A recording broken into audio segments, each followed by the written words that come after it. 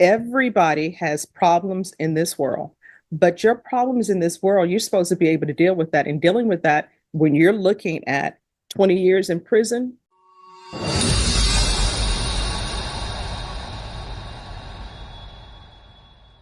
Understand what you're charged with is aggravated assault with a deadly weapon. That's a second-degree felony. The range of punishment is anywhere from 2 to 20 years in prison and up to a $10,000 fine. Yeah. Did you understand if you have a plea bargain agreement with the state, the court does not have to follow your plea bargain agreement?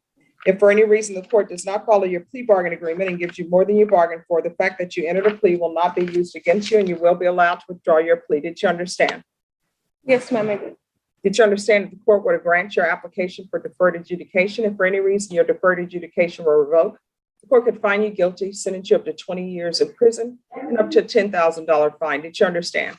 Yes, ma'am. According to the plea bargain agreement, there's a $1,500 fine to be probated. The state recommends deferred adjudication. There's an affirmative finding of family violence, affirmative finding of a deadly weapon, and there's to be no contact with Belinda Martinez. Did you understand that to be the plea bargain agreement? Yes, ma'am. Then to the offenses charged, how do you plead? Guilty, not guilty, or no contest? No contest. State, any evidence to support the defendant's plea? State offers State Exhibit 1 and all its attachments. Any objections? No objection, Your Honor. Mr. Garza, I'm sorry, Ms. Martinez, I'm going to show you what's entitled waiver to consent to stipulation of testimony and stipulations. Did you review that document with your attorney? Did you understand it? Did you electronically sign it in all the appropriate places? Yes, ma'am, I did. Again, did you understand you have a right to jury trial, right for you or your attorney to cross-examine and confront any witnesses the state will call and the right to remain silent? Yes, ma'am. Did you understand that today the state will be presenting evidence in the form of witnesses' statements and police reports, but most importantly, there will be no live testimony? Did you understand? Yes, ma'am. The court will find that defendant has knowingly and voluntarily waived and consented to stipulation of testimony and stipulations. The court will accept into evidence State's Exhibits 1 and attachments, and the court will review the same. All right. After reviewing State's Exhibits 1 and attachments, the court will find there is sufficient evidence to find you guilty. However, the court will defer finding of guilt as you applied for deferred adjudication. Are you proceeding with sentencing? We are, Your Honor. Is there anything you wish to say on behalf of your client, Mr. Garza? Yes, Your Honor. My client is unfortunately suffering under certain stressful situations right now with respect to her youngest daughter, who is only 4 years old. The father of the child has died just recently, about a month ago, of COVID. And when the child was in my client's mother's custody, CPS got called in because the child was not being well cared for. My client's been served, of course, with probably a motion to terminate. She just got served yesterday. So she has some concerns with respect to how long the McMyoff evaluation might possibly take. And the concern that she has, of course, is being able to, try to go to court with respect to that other issue of the termination of her parental rights with regard to that youngest child. So I think more than likely what she's asking me to do is ask the court if the McMyoff evaluation can be done while she's been released, or if the court is going to want to desire to have it done while she's in custody. But I know that that's one of the concerns she wanted me to express to the court. We do ask the court to follow the recommendation. My client is 26 years old, has got a very unfortunate dysfunctional situation in her household. She has a very supportive father, but obviously, of course, she's not getting along real well with her mother. The other 7-year-old child that she has is being taken care of by the father of that child. So she has a lot of concerns with respect to making sure she gets her life on track so that she can dedicate herself a little more responsibly toward her children. All right. So when was Child Protective Services involved in this case? Is it fairly recent? Because you're saying she just got served. Yes, Your Honor. I think it was somewhat fairly recent. My client can probably best address that, Your Honor. All right, Ms. Martinez, when did Child Protective Services open a case? September 5th. Okay, so you have a year. I've done a lot of Child Protective Service cases before. Who's your attorney? I'm not too sure. All right, well, the papers that you were served with should give you, if it's a legal case, it should let you know who the name of your attorney is. And that attorney, which is separate from Mr. Garza, will be representing you on that matter. How many children do you have? 2. All right, and so are your father and mother together? No, but my father was diagnosed with stage 4 colon cancer. So he needs help. He was actually the one who had temporary custody of my daughters while I was incarcerated. But he's too sick to take care of them. So my mother stepped in. He was supposed to be taking care of him while I was incarcerated. All right, and so your child, you said one is placed with their biological father? Yes. And where's the other child placed? She's in a foster home. Okay, so here's the thing, Ms. Martinez. My experience in the Child Protective Services world is that you need to take care of yourself before you can take care of your children. It's sort of like when you're in an airplane and they say before you put the oxygen mask on anyone that's with you, you need to put the oxygen mask on first so that you can take care of the people who are with you. Because if you fall down, then you're not going to be able to help the next person, okay? So the conditions I'm going to set for you are going to be things that hopefully you will complete and it will help you. Now, the conditions that I set, if Child Protective Services sets the same sort of conditions, which I think they will, the court will accept those conditions for what I'm asking for, because I'm going to ask for parenting classes, but I know Child Protective Services is going to request that as well. It's going to be very important that you stay in contact with your CPS attorney and stay in contact with Child Protective Services. Understand? Yes, ma'am, I do. I always think that a year is a long time away, but a year goes by quickly. And you don't want to look up 6 months in and you haven't done anything, okay? Okay. All right, so this is what the court is going to do. 4 years, deferred adjudication, $1,500 fine, that will be probated. There's an affirmative finding of deadly weapon, affirmative finding of family violence. There's to be no contact with Belinda Martinez, 80 hours of community service restitution. That will be waived if you successfully complete all CPS requirements. I'm going to want a mouth evaluation. That will be while you're in custody. And here's the thing about that. Child Protective Services are probably going to have you evaluated as well. And Rebecca, if their evaluation is completed before the mouth, and if that's acceptable to probation, we'll go with CPS evaluation.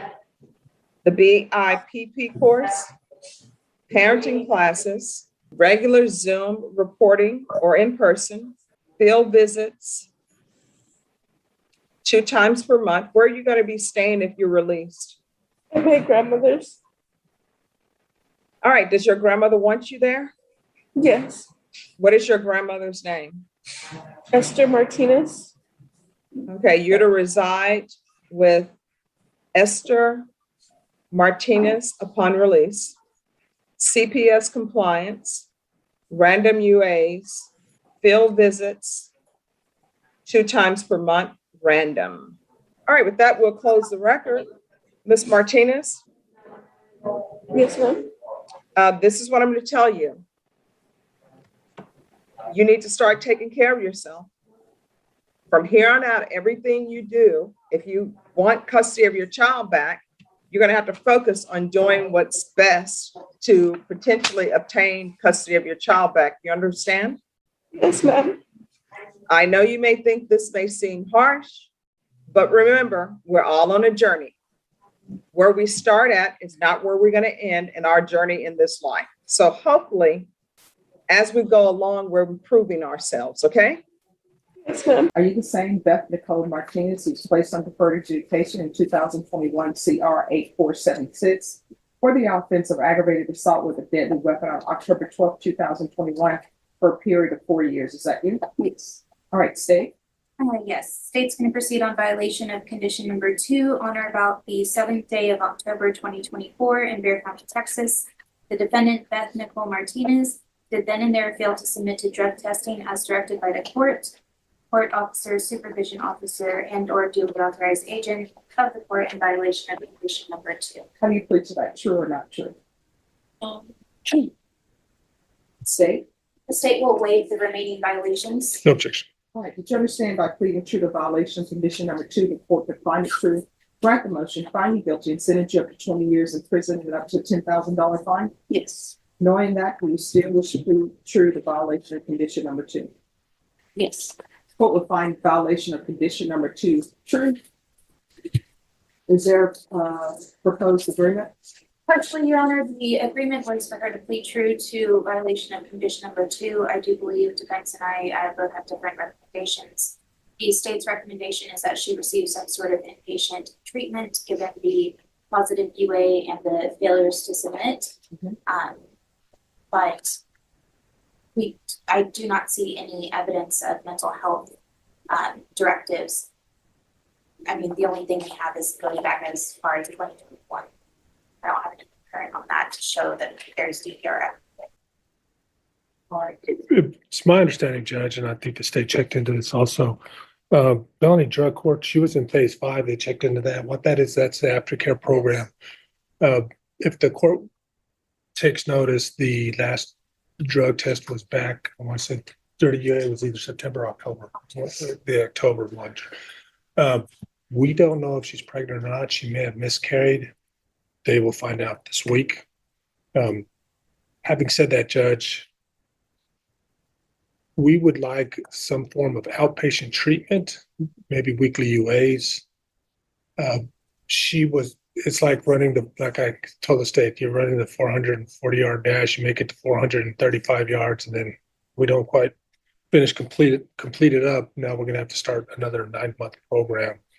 At the time this happened, her father had just passed away from cancer. She was trying to take care of the estate and stay in his house. It became overwhelming for her at that point in time. I think that's where she got off track. So here's the thing I know about felony drug court, because I used to be an attorney for felony drug court. All you had to do was pick up the phone and call them. I actually did ask them for help. I asked them if I could ask alumni for help with my father's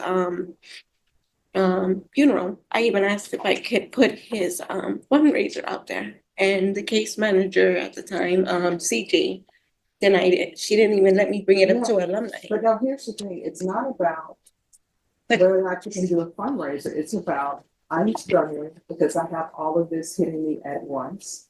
I'm struggling in the sense that I may not do my UAs. I may fall out of this program. That's what it's about. It's not, I'm struggling. I've asked you for A, B, and C, and your answer is no, I'm not doing A, B, and C. So therefore, I'm just going to stop submitting you to drug testing. I'm not going to do any of this. I actually even did ask my judge if he can move me case managers because we weren't seeing eye to eye. I didn't get that, and I tried to work with my case manager. I did good the whole time I was on it. So let me ask you this. Here's the question. You asked for your case manager. You tried to work with your case manager and it wasn't working. So your response to that was to do what with your probation? At the time I was with someone, I had too much stuff going on. I was losing All right, so your decision with probation was what? With felony drug court? See, I'm trying to get you to point, because see. Well, I know where I messed up. I'm not saying I didn't. Yeah, but so that's the thing. You didn't learn anything from felony drug court, because let me just explain something to you. Everybody in this court has a bad day. Now, some may have a bad day that is not as bad as others. Let me just tell you, what happened to me. I had a client who was on parole. I had a parole hearing scheduled for them. You can unfold your arms. I had a parole hearing scheduled for them. I knew that they had mental health issues, and I knew that they were depending on me to be there for their parole hearing. All right, so I'm sleeping, everything's going well. I get a call at 3 a.m. It's a Monday, I get a call at 3 a.m. And you know what that call is? It's from my younger brother. And guess what he tells me? Grandmother died. Now, what do I do in that situation? I know I got a client who's expecting me, who has mental health issues, who maybe won't understand. I know I'm an attorney for children on CPS cases who are not going to understand. So do I just throw my hands up and say, you know what? This is what's going on in my life. I'm not calling anybody. I'm not doing anything. You all handle it. See you later. It's called adulting and growing up. So what did I do? My mom, of course, was upset. She's like telling my brother, why didn't you call her? You know, it's late. She's far away. She's all the way in another state. But I went and I did the parole hearing because that person was depending on me. I went and visited children because they were depending on me. And then I got a flight and left for home. And I left messages to everybody, hey, my grandmother just died. I'm going to have to go home. So I tell you that to say everybody has problems in this world, but your problems in this world, you're supposed to be able to deal with that. And dealing with that when you're looking at 20 years in prison is to, when somebody says, no, we're not going to do that, then you got to accept that. You're on paper. That's what we called it when I was a defense attorney. You're on paper, you're looking at 20 years. So here's my question.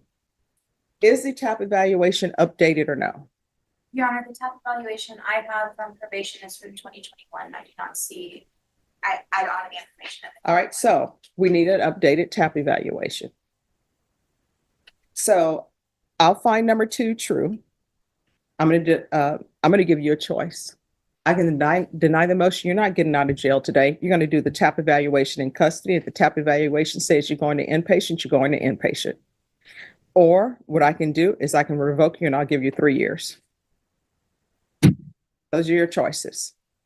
And how long does the TAP evaluation take? It won't be long, and that's the right choice. Will I get my back time if I sign up? Sure. So what do you want to do? Do the TAP evaluation. All right. So the court will deny the motion, alternate amend conditions to include in custody. There's to be a TAP evaluation. Follow all recommendations. And there's also to be an updated MIC evaluation in custody. And is there anything else that's being requested, State? State. Oh, yeah. And is there anything else you need from the court? Miss, is there anything else you need from the court? Amen. All right. And there's to be no residents with minors. All right. Thank you.